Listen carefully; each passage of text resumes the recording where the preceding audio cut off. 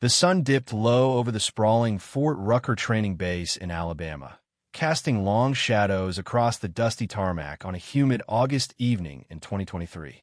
Lieutenant Sarah Mitchell, 27, stood at the edge of the UH-60 Blackhawk training field, her boots sinking into the soft earth, her plain uniform blending into the crowd of sharper, flashier ones.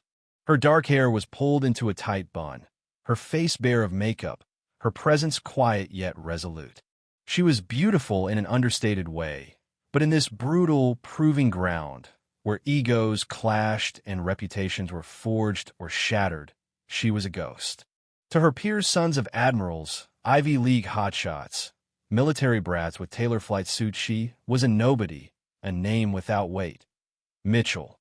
The air reeked of jet fuel and ambition, the roar of helicopters warming up in the distance. Sarah's record was unremarkable on paper. A technical military academy grad, no elite connections, no famous lineage. To the others, she was an outsider who'd slipped into their world by mistake. The Fort Rucker Blackhawk program was a pressure cooker, a crucible for the Navy's best. Trainees strutted with swagger, their voices loud with tales of their fathers' ranks or their athletic pedigrees. Sarah didn't play their game. She kept her head down, her movements precise, her words scarce. She didn't boast, didn't name drop, didn't try to shine. That made her a target. From day one, whispers trailed her snide remarks about her plain look, her unknown name, her audacity to think she could pilot a Blackhawk. They didn't see her strength, her skill, her quiet fire. They saw a woman who didn't belong. The cruelty began at roll call. A trainee named Ethan Carter, a cocky admiral's son with a buzz cut and a smirk, leaned toward his buddy. Mitchell? Who's she? Bet she's here to fill the diversity quota. His voice carried, sparking snickers. A female cadet, Olivia Reed, all sharp features and tailored gear, chimed in, "Yeah, she'll be polishing rotors by week 2. The laughter spread, heads turning to gauge Sarah's reaction. She stood still, hands clasped behind her back, eyes fixed on the instructor. "I'm here to fly," she said, her voice low but steady, slicing through the chuckles. Ethan's smirk wavered, but the room's venom didn't fade. The bullying turned vicious during a gear check in the locker room. A burly cadet named Lucas Hayes, who flaunted his ties to a congressman, snatched Sarah's flight vest and tossed it into a corner. "Oops, Mitchell," he grinned, thought that was a janitor's rag. The group roared, laughter echoing off the metal lockers. A female trainee, Chloe Bennett, with a sleek braid and a knack for currying favor with instructors, added, "Seriously, Mitchell, you look like you're here to scrub choppers, not fly them." Sarah retrieved her vest, her movements deliberate, her eyes locking onto Lucas's. "Gears for flying," she said, voice calm, "not for show." Lucas's grin faded, but the laughter chased her out, sharp and relentless. It escalated on a morning run. Sarah kept pace, her stride smooth, her breathing controlled. A lean cadet named Ryan Tate, a marathon runner with a smug attitude, shouted as she passed, "Mitchell, you running to the kitchen or the cockpit?" The group erupted, some mimicking her pace with exaggerated clumsiness. Lieutenant Harper, jogging nearby, didn't intervene. She chuckled, "Don't trip over that budget gear, Mitchell."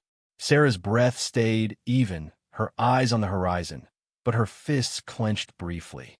"I'm running to win," she said, surging ahead. Ryan's laugh faltered, but the mockery clung to her like dust. The cruelty peaked during a classroom lecture on aerodynamics. Called to the board, Sarah worked a complex problem, her chalk moving with precision. A cadet named Noah Wells, a brash pilot with a loud voice, stood up, his tone dripping sarcasm. "Mitchell's playing professor now?" But she learned that from an online tutorial. The room roared, cadets banging desks, some mimicking her chalk strokes in jest.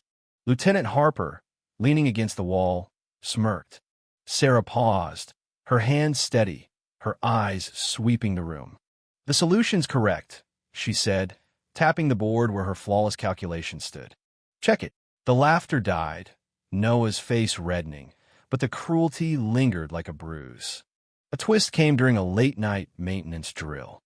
A hydraulic leak in a Blackhawk stumped the team, tempers fraying as tools clattered. Sarah, working quietly at the edge, traced the fault to a hidden seal, replacing it with steady hands. The system hummed back to life. A quiet cadet named Ava Lynn, an engineer with glasses, watched closely. "That was fast," she said, impressed. Sarah wiped her hands, her face calm. "Just doing the job," she replied, walking away. Ava's eyes lingered, a spark of respect breaking through. Others noticed, their bets on Sarah's failure less certain. The camp's hostility didn't relent. During a high-stakes navigation drill, the team's GPS glitched, stranding them in a simulated hostile zone. Cadets panicked, their plans crumbling.